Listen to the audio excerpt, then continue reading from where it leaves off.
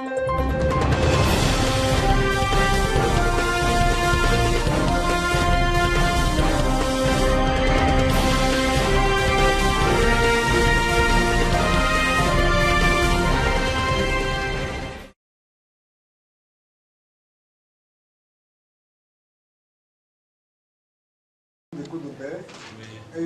nous allons avoir un entretien avec vous. Mais bon, ma première question, c'est de savoir, juste à Javon, dans une déclaration, a lancé une pique contre Agbeome Kodjo. Trouvez-vous que c'est une trahison de sa part? Oui, je dirais c'est plus qu'une trahison. C'est plus qu'une trahison. C'est une histoire de compréhension, une chose, de disséquer d'abord les propos de M. Zeus. Il a dit quelque part qu'il n'était pas prêt à soutenir quelqu'un qui réclamait une supposée victoire. C'est totalement en contradiction avec lui-même ce qu'il a dit le 23. Il a publié un communiqué au nom des forces du consensus pour féliciter Agbeome et la dynamique Kodjo.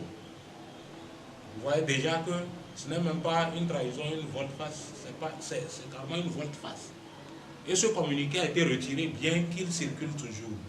Il a été retiré, il a été étouffé. Ça veut dire qu'il y a quelque chose. Ça veut dire que quelque part, il y en a qui les tirent. Ça, c'est un. De deux, il parle quelque part du CST, où quand il était président du CST, que les gens l'auraient appelé depuis la France pour l'informer que c'est ça qui avait fait que la marche de la tour de Jéricho n'a pas marché. C'est là où il faut revenir. Le CST a été créé spécialement sous l'initiative d'Agbeome Kodjo. Parce que Agbeome a quitté le RPT, il est revenu après la prison, il est allé aux élections de 2010. Et c'est de là le monsieur a compris qu'il était traqué. Le MPDD était traqué. On voulait même l'interdire, le fermer totalement le parti. En fait, à l'époque, l'obus. À l'époque, l'obus. À l'époque, l'obus. Et le monsieur a rapidement compris que il fallait plutôt créer une coalition, un regroupement pour mieux réclamer. Donc, de là, si lui, il est président, lui, Adjavon Zeus, il est président du CST, qui l'a appelé au niveau de l'UNIR pour l'informer qu'on disait quelque chose? Vous ne voyez pas que ça ne va pas, donc c'est plutôt lui-même la taupe. Parce que nous savons tous que le pouvoir en général utilise les génies. Il a les moyens pour ça. Et quand il n'y en a pas sur le plan local, il achète à l'international. Et tout le monde sait qu'Agbeome était un génie du pouvoir. Il l'a prouvé dans les années 90 quand il y a eu des sanctions, en gérant juste le port. Même les militaires n'étaient pas payés. Donc quand un homme comme ça quitte le pouvoir, forcément, le pouvoir d'abord tente de te récupérer. Quand il ne revient pas, il faut l'éliminer. C'est ça le vrai problème. C'est Adjavon Zeus qui a trahi les gens.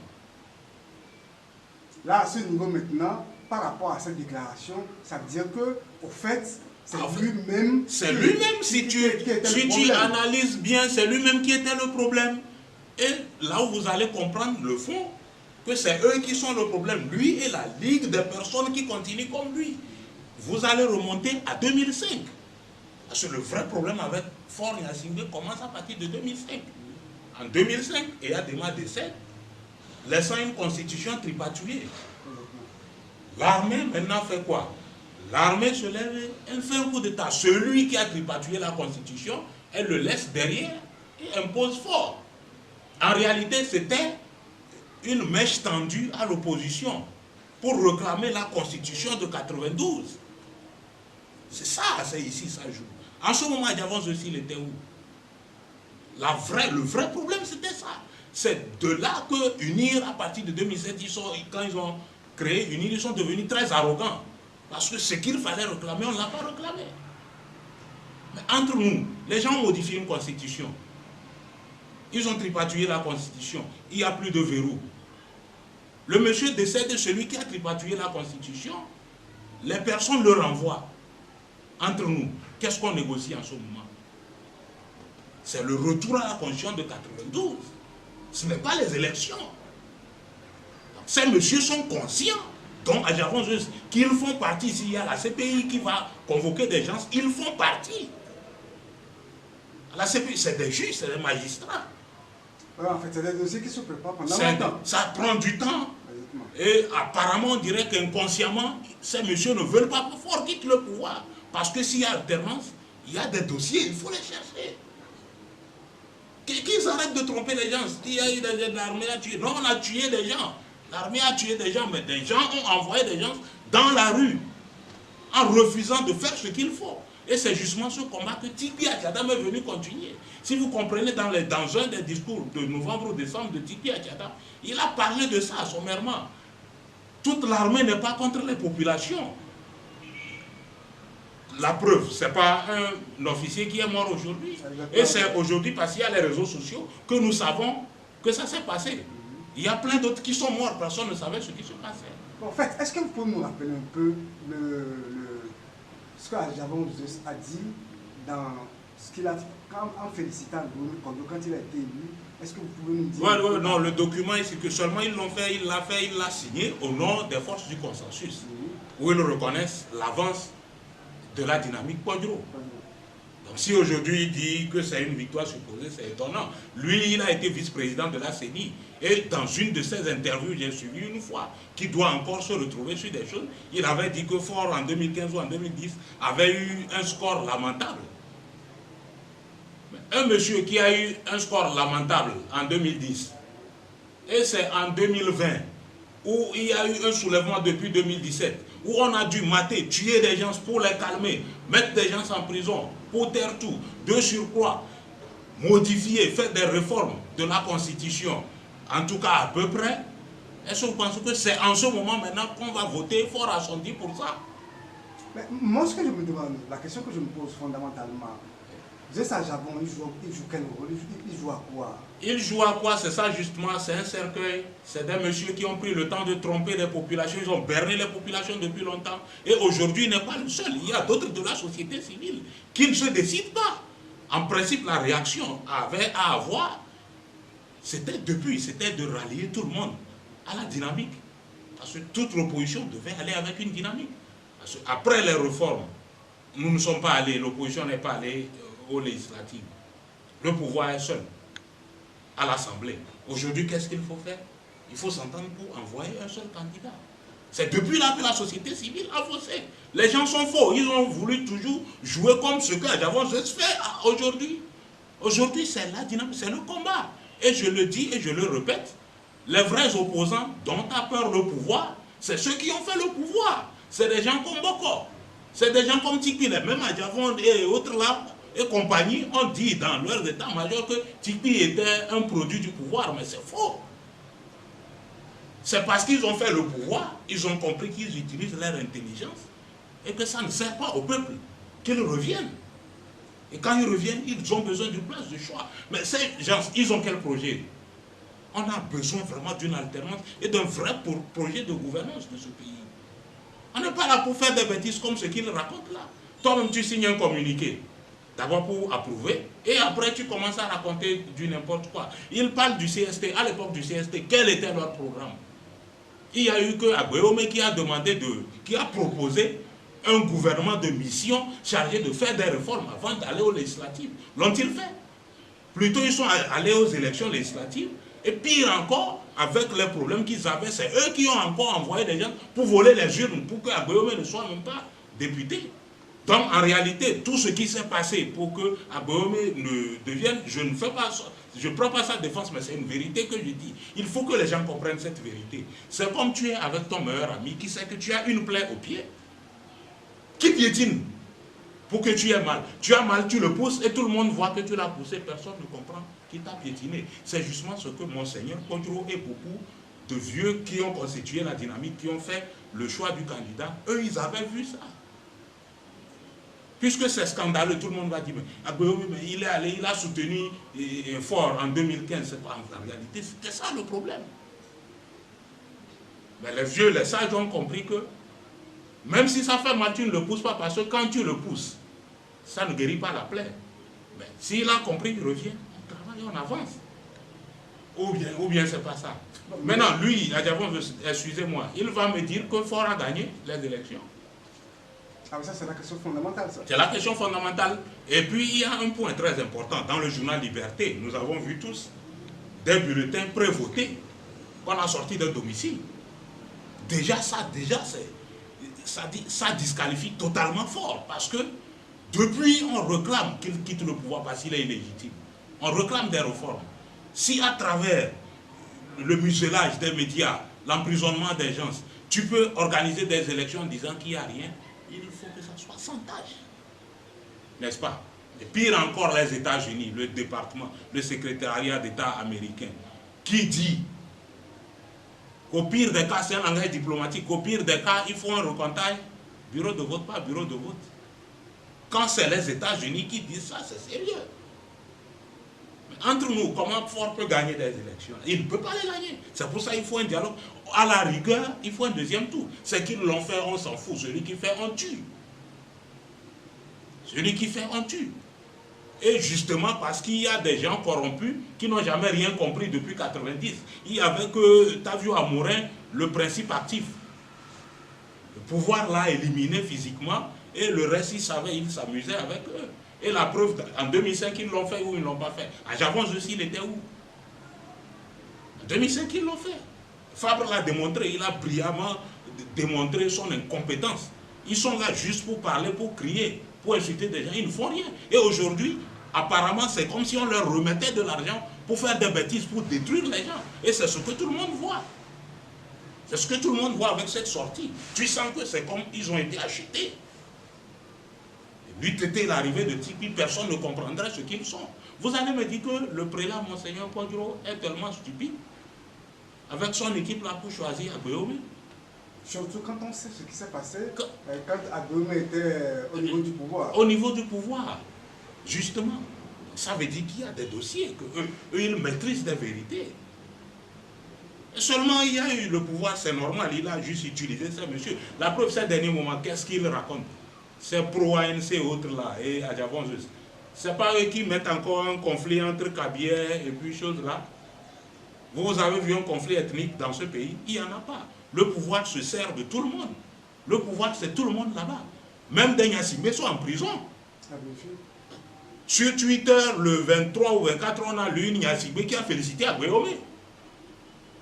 Donc on ne pourra même pas dire que c'est un pouvoir des Nyassimbe parce que même des Nyassimbe sont en prison. Qu'il y a des malades Kabier qui pensent que le pouvoir c'est eux. Il y a aussi de ces malades du Sud aussi qui pensent que, et pire encore, nous voulons une alternance parce qu'il faut que tout ça s'arrête. En prenant par exemple la déclaration du secrétariat des États-Unis, bon, ouais. par rapport au recomptage des bulletins. Ouais, des bulletins, bureau de vote. Et juste à Javon n'est pas en contradiction totale avec cette déclaration. Justement, c'est là où je reviens à l'histoire pour que les gens se rappellent. Je ne veux pas aller plus loin parce qu'il y en a qui vont me parler de 90, d'autres vont parler de 107. Parce que l'histoire du Togo, c'est bien longtemps, mais coupons juste à partir de 2005. Parce que c'est ça l'avènement de Faure. Quand Faure arrive au pouvoir, il arrive comment? Par un coup d'État. Un coup d'État, il viole une constitution. Cette constitution a été tripatouillée. Vous, opposants, quand vous avez une tête, vous êtes intelligent, vous êtes réfléchi, vous êtes conscient de ce que vous cherchez, qu'est-ce que vous faites? Vous réclamez le retour à la Constitution de 92, c'est tout. On parfait tout ça avant d'aller aux élections. Vous n'avez pas fait. Au moment du CST, on vous dit encore, faisons un gouvernement de mission qui sera chargé de faire les réformes et on va aux élections. N'est-ce pas ça? Mais ils ont toujours trompé les gens. Mais cette fois-ci, nous nous sommes décidés. Mais nous voulons qu'ils sachent. De même que ceux de la société civile avec lesquels nous avons été, qui n'ont pas eu le courage de dire que tout le monde devrait soutenir une coalition d'opposition. Parce que le problème part de là. Il y a une dynamique qui est là. Vous avez cassé la C14. Qui a cassé la C14? C'est l'ANC. Et Kodjo l'a dit directement. Mais malgré ça, le vieux est retourné vers Jean-Pierre Fabre pour lui dire, nous allons faire une coalition. On prend le pouvoir, tu auras un ministère à gérer. Il est sorti dans la rue, insurgemment, pour rassembler les gens dans un meeting. Et il m'a dit, on t'a dit, tu as quel programme? Tu as quel projet de société?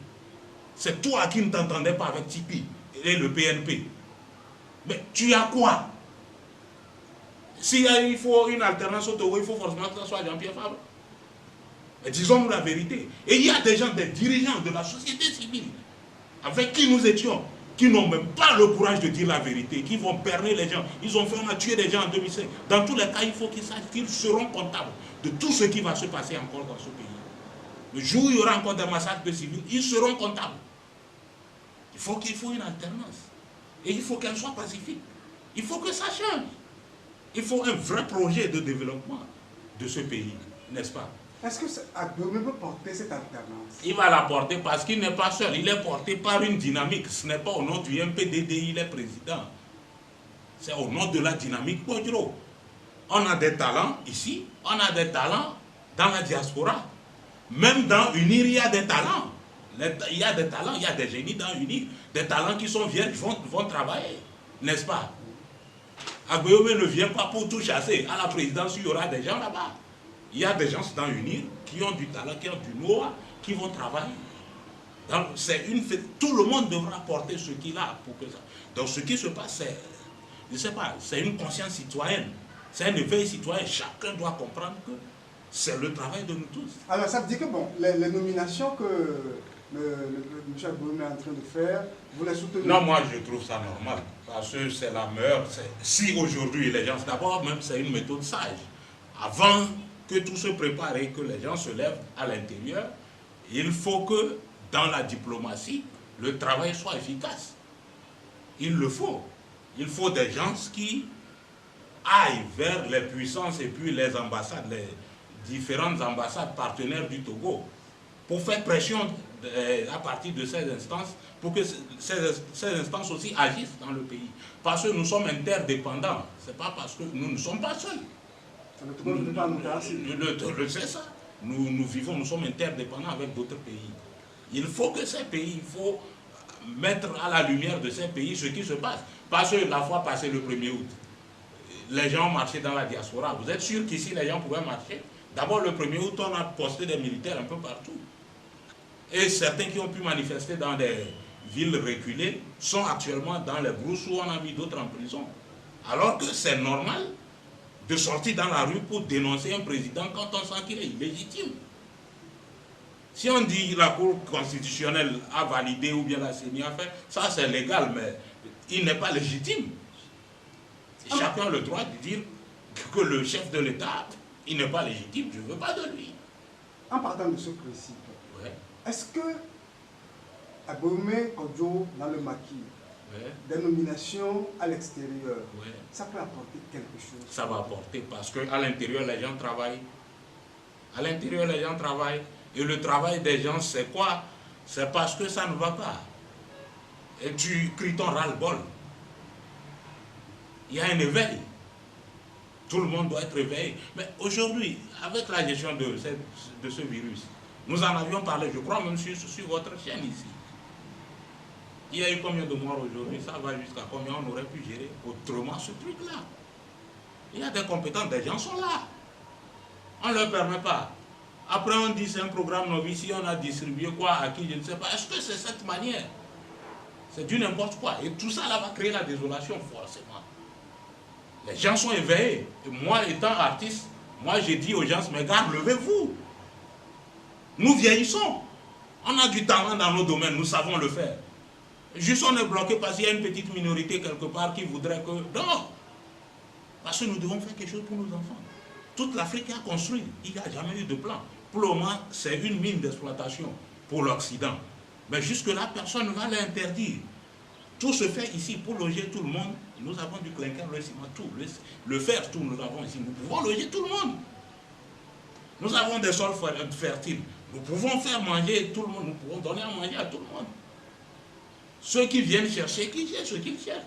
Et ceux dont nous avons besoin de chez eux, on prendra. Aujourd'hui, c'est la nanotechnologie. La vie a vraiment évolué, la science a évolué. Revenons un peu à la déclaration du ministre Boukessi, de l'administration territoriale, qui a dit que bon, la DMK n'est pas légale. Qu'est-ce que vous en pensez? Il raconte ce qu'il veut. Parce qu'il semble que c'est suite au truc du 1er août. Exactement, à la marche du 1er août. Et qu'il semble qu'il aura été interpellé par une association appelée les Sentinelles du Peuple. la DMK est allée aux élections, elle a été reconnue. Même si Agbéome est allé au nom du MPDD, c'est au nom de la dynamique Podro. Et ils ont battu campagne au nom de la dynamique Podro. Dans tous les cas, il faut dire au ministre Boupessi que c'est très simple. Le jour où la dynamique voudra faire une marche ou une manifestation, on ne va pas apporter une demande au nom de la DMK. Qu'il soit tranquille, on aura un nom pour l'apporter. C'est du n'importe quoi. Vous comprenez ce que j'ai dit? À ce niveau, oui. Moi je me pose une question. Oui. Pourquoi tout le temps ils trouvent que quand c'est des regroupements, c'est pas légal? Quand c'est des regroupements, toute dictature fonctionne comme ça. En fait, le but est d'inhiber toute velléité, toute contestation. Il faut que tout le monde s'endorme et eux, ils sont au pouvoir, point final. Mais ces gars qui sont sortis avec les machettes et autres, là, le 1er août, là, ils ont pris une autorisation quelque part avant de sortir? Non, je ne crois pas. Ok. Merci beaucoup.